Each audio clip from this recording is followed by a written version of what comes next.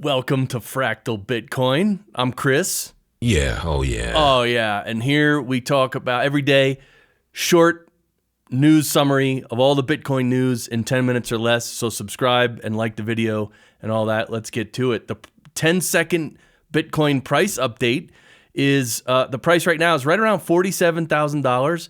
Now, of course, the ETF, today's the first day that the ETF is in play and people are allocating money towards it, and we actually went up to 49,100, and then we came back down to into the 45,000s, and now we're hovering around 47,000, and we have some resistance up at 48,250, and then below us we have support around 45 and then 42,000. So that's it. Let's go. Oh, this video, I'm not going to play it, but I will link to it because this is a keynote speech that Michael Saylor gave at the 2022 Atlas Society Gala, and it's great. It's 21 minutes long. This should be required viewing for everybody. So share this video with your friends and family and everything, along with sharing Fractal Bitcoin. All right. So today was the single day inflow record for an ETF. Apparently, the record was 2.3 billion in a single day.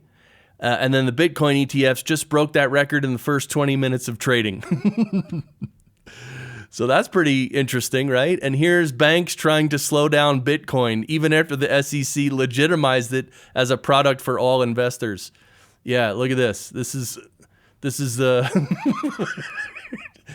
trying to slow down Bitcoin adoption. Some of these banks, I don't. Well, let me get to the next story, right? Yeah, this is it. Vanguard, Citi, Merrill, Edward Jones, and UBS are all being reported to not allow clients to trade the ETF. And someone here, Steven also said, and Wells Fargo advisors. So what this means is these investment firms are not allowing their customers to buy into the Bitcoin ETF. I think even Vanguard, I think they came out and said, it doesn't align with our philosophy or something.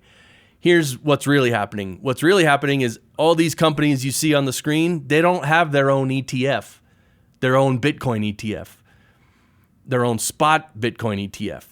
The 11 that were approved, including BlackRock and Fidelity and ARK, those 11 got approved. All these guys were asleep at the wheel and they didn't bother applying for a Bitcoin spot ETF. So now that the 11 ETFs were approved and everybody's all excited and normal people are calling up and saying, hey, I want to invest in this, and these institutions aren't ready for it. So it's their fault. And I suspect they're going to change their tune within a couple days. Probably, today's Thursday, so maybe tomorrow or maybe even Monday, these firms are probably going to come out and say, we're working on it. We will have it available, because people are threatening to leave. Not threatening, people are taking their money out of these firms. So very interesting how this is all playing out. And McShane here says Bitcoin ETF is just layer 2 for boomers, which is pretty much true. And then he says influencer reputation rarely outlives a single cycle, because there's this supposed influencer, Bitcoin Tina, and I think it's a guy, but he says owning and trading the Bitcoin ETF will be the best way to own Bitcoin. Have some for self-custody for emergencies, but own and trade the ETFs if you really want to make big money owning Bitcoin, and use call and put options to magnify your earning power. This is 100 times better than physical Bitcoin, which, this is ridiculous. So apparently this guy was some influencer, but now he's just talking ridiculous, because ETF is not the best way to hold Bitcoin. The best way is to hold your own Bitcoin in your own hardware wallet.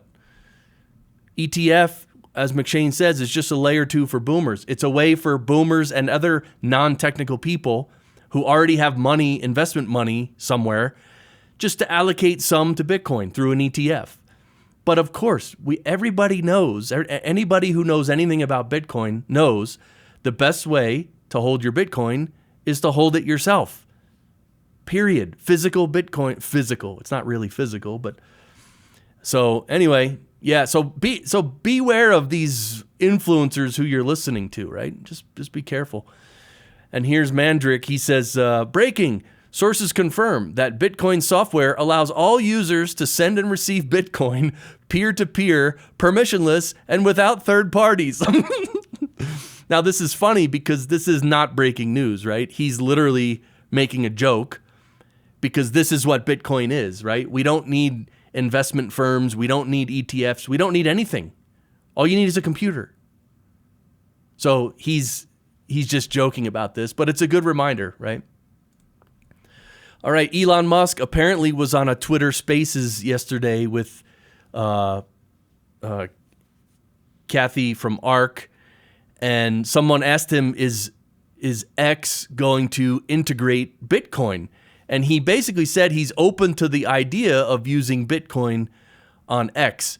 And apparently he hadn't really known about the Lightning Network, which I find hard to believe. That's crazy. But anyway, the point is, X and Elon are already planning something big for this year, some sort of crypto integration. We don't know what it is. But it would be nice if it included Bitcoin, the Lightning Network. Would be cool. So we'll see. Yeah.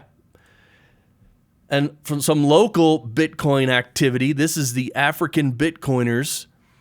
They have an ecosystem that just got a massive boost, welcoming 17 visionary organizations to their Q1 2024 infographic update. So check out, they have an infographic. This is the African Bitcoin ecosystem and all these educational organizations and communities and media and mining and retail. So this just goes to show you locally, a lot is happening with Bitcoin all over the world, right? Just because it's not happening here in the US doesn't mean it's not happening. Here's another one. Grassroots adoption in Zambia. Yeah, and Anita says paper Bitcoin ETF versus grassroots adoption. Of course, grassroots adoption is better, but this is Bitcoin circular economy launches in Livingstone, Zambia. Bitcoin Victoria Falls. That's the name of the group. So again, just more local adoption. We have to love. This is great. We love this. We have to love this. This is freedom and liberty right here. We're watching it unfold, right? This is the main reason we're all into Bitcoin, pretty much. And here, just as a last story to talk about today, about the devastation of fiat currencies that is happening and will continue to happen and will continue to accelerate. Fiat is just done. Fiat currencies they're all done. It might take years or even decades for them to finally die, but they're done. This article says Cubans prepare for 500% fuel price hike amid economic crisis. Yeah, the government of Cuba has announced 500% increase in fuel prices beginning on February 1st. And look, we don't have to dwell on this. We know fiat currencies are not good. It's garbage paper money.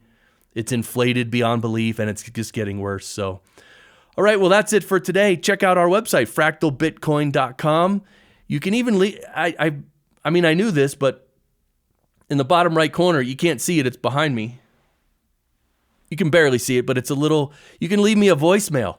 Go to the website, leave me a voicemail, and see this banner on top. Join our locals community. Click on that and join our locals community. This is a really cool place where we all hang out and talk and we help each other, and it works out really well. So thanks again. Don't forget to subscribe and share my show because I'm new. I'm trying to grow, and that rhymed, of course. So, all right. Well, thank you for watching. I really appreciate it. We'll see you tomorrow. Bye.